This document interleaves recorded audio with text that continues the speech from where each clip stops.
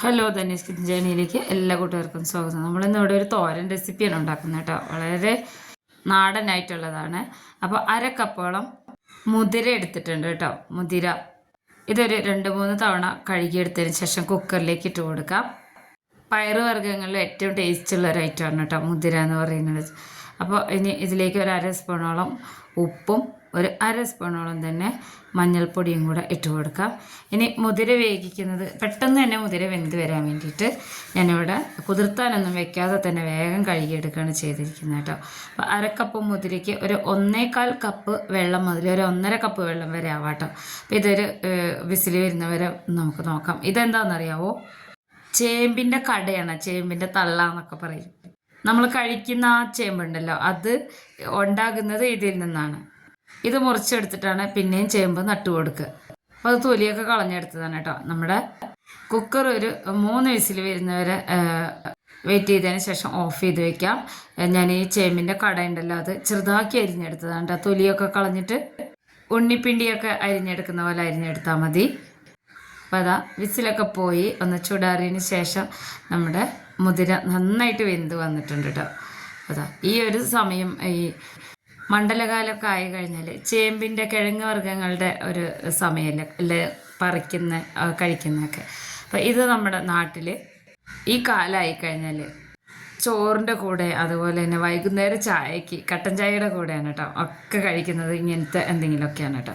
അപ്പോൾ നല്ല വെന്ത് വന്നിട്ടുള്ള മുതിരയിലേക്ക് ഞാനിവിടെ അരിഞ്ഞു വെച്ചിട്ടുള്ള ചേമ്പിൻ്റെ കട ഇട്ട് കൊടുത്തിട്ടുണ്ട് കേട്ടോ.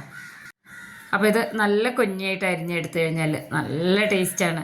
സാധാരണ ഇതിന് നമ്മൾ കഴിക്കുന്ന ആ ചേമ്പുണ്ടല്ലോ, ഉണ്ണി പോലത്തെ ചേമ്പ്, അതിൻ്റെ അത്ര പൊടി ഉണ്ടാവില്ല. പക്ഷേ ഈ ഒരു രീതിയിൽ ഉണ്ടാക്കിയെടുക്കുമ്പോൾ നല്ല ടേസ്റ്റ് ആയിരിക്കും കേട്ടോ.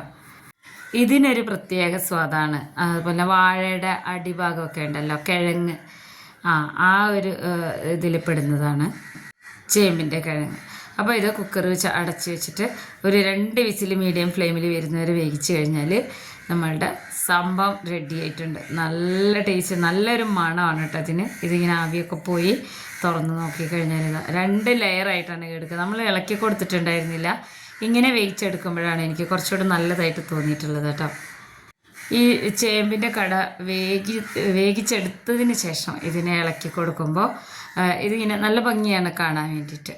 കണ്ടോ, ഇതിങ്ങനെ പുഴുങ്ങിയെടുത്ത് ചേമ്പ് കഴിക്കുന്നതിനെക്കാട്ടിലും ടേസ്റ്റാണ് മുതിര ചേർത്തിട്ട്. സാധാരണ ഉണക്കപ്പയറും ചെറുപയറൊക്കെ ചേർത്ത് ഉണ്ടാക്കിയെടുക്കുക. പക്ഷേ അതിൻ്റെ 2 ഇരട്ടി രുചിയാണ് മുതിര ചേർത്ത് ഉണ്ടാക്കുമ്പോൾ കേട്ടോ. അപ്പോൾ ഇത്രയേ ഉള്ളൂ, അധികം വെള്ളമൊന്നും ഇതിലില്ല കേട്ടോ. ഇതൊന്ന് വറുത്തിടാം നമുക്ക്.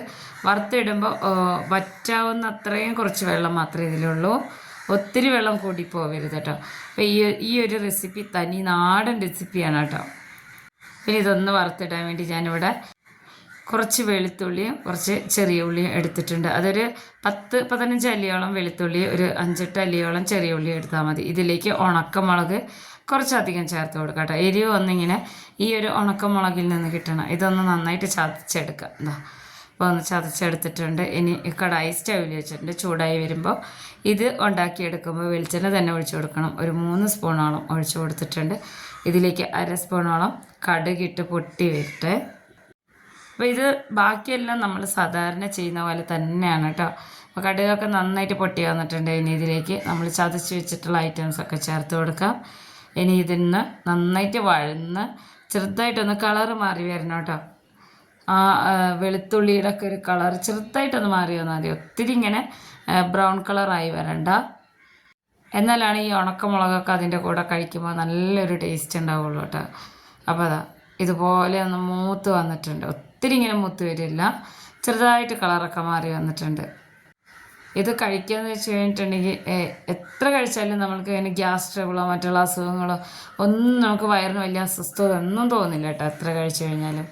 അപ്പോൾ ഇതാ നമ്മുടെ ഈ ചെറിയ ഉള്ളിയും വെളുത്തുള്ളിയൊക്കെ കൂട്ട് വന്നു ഇതാ ഈ ഒരു പരുവത്തിലായി വന്നിട്ടുണ്ട്. ഈ സമയത്ത് നമുക്ക് കറിവേപ്പില ഇട്ട് കൊടുക്കുക കേട്ടോ. നാടനായിട്ട് ആയതുകൊണ്ട് വെളിച്ചെണ്ണയും കറിവേപ്പിലൊക്കെ മസ്റ്റാണ്. അപ്പോൾ കറിവേപ്പില നമുക്ക് എത്ര വേണേലും ചേർത്ത് കൊടുക്കാം. ഞാനിപ്പോൾ ഇവിടെ ഒരു 2 അല്ലിയാണ് ചേർത്ത് കൊടുത്തിട്ടുള്ളത്. അപ്പോൾ അതാ ഇത്രയേ ഉള്ളു പണി. കൂടുതൽ ഐറ്റം ഒന്നും ചേർത്ത് കൊടുത്തിട്ടില്ല, മസാലയൊന്നുമില്ല. ഇനി ഇതിലേക്ക് നമ്മൾ വേവിച്ച് വെച്ചിട്ടുള്ള ചേമ്പിൻ്റെ കട അരിഞ്ഞതും മുതിരപ്പയറും കൂടെ ഇട്ട് കൊടുക്കാം. കണ്ടോ, ഇതിലധികം വെള്ളമൊന്നുമില്ല കേട്ടോ. ഇത് കാണുമ്പോൾ തന്നെ മനസ്സിലാവും, ഒട്ടും തന്നെ ഇതിൽ വെള്ളമില്ല.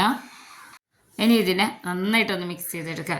ഈ ഉണക്കപ്പയർ ചേർക്കുന്നതിനെക്കാട്ടിലും ഇത് കുറച്ചും കൂടെ എനിക്ക് ഇഷ്ടമെന്ന് വെച്ച് കഴിഞ്ഞാൽ മുതിര ഇങ്ങനെ ഒത്തിരി ഇങ്ങനെ ഉടഞ്ഞു വരില്ല, ഒത്തിരി വേവിക്കരുത്.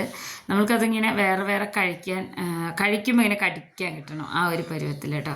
അപ്പോൾ അത് ഒട്ടും വെള്ളമൊന്നുമില്ല. നമ്മളുടെ രുചികരമായിട്ടുള്ള മുതിര ചേമ്പിൻ്റെ കടയും കൂടിയുള്ള തോരൻ റെഡി ആയിട്ടുണ്ട്. ചോറിൻ്റെ കൂടെയൊക്കെ കഴിക്കാം, നല്ല രുചിയാണ് കേട്ടോ. ഇത്രേ ഉള്ളൂ. അപ്പം എല്ലാവരും ഉണ്ടാക്കി നോക്കണം. വീഡിയോ ഇഷ്ടപ്പെട്ട ചാനലൊന്ന് സബ്സ്ക്രൈബ് ചെയ്ത് വെച്ചേക്കണേ.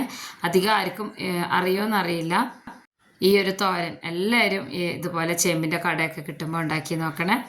ഉണ്ടാക്കി നോക്കി അഭിപ്രായങ്ങൾ അറിയിക്കണേ. അപ്പോൾ ഇതുപോലെയുള്ള ഈസി റെസിപ്പീസുമായിട്ട് അടുത്ത വീഡിയോയിൽ